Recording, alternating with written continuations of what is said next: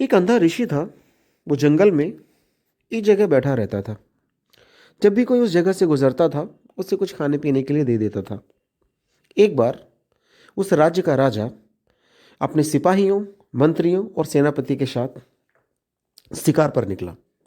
शिकार की खोज करते करते राजा काफ़ी आगे निकल गया। आप सब जानते हैं, राजा एक बेहतरीन घोड़े की सवारी करता है। इसलिए राजा सबसे तेज आगे निकल गया और वो सब आपस में एक दूसरे से अलग हो गए। फिर एक दूसरे को खोजते खोजते सबसे पहले सिपाही उस अंधे ऋषि के पास आया और उसने राजन के बारे में पूछा। ऋषि ने कहा, नहीं, मैंने किसी को नहीं देखा। फिर सेनापति उस अंधे ऋषि के पास आया। उसने पूछा राजा के बारे में। ऋषि ने कहा, नहीं देखा, यहाँ कोई नहीं आया। फिर मंत्री आया। मंत्री ने पूछा, आपने राजा को देखा है क्या? ऋषि ने कहा, नहीं, मैंने किसी को नहीं देखा। राजन यहाँ नहीं आए।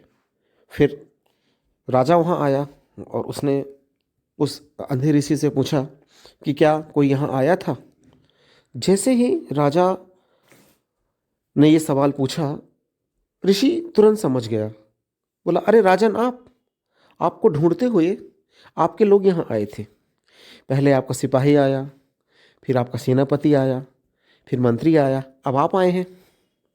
राजा ने थोड़ा गौर से देखा। अरे ये तो अंधे हैं, फिर भी कैसे जान लिया कि पहले मेरा सिपाही आया, फिर सेनापति आया, फिर मंत्री आया, अब मैं आया हूँ? उसने पूछा, हे ऋषि, हे दिव्य ऋषि, आपने कैसे पहचाना सबको?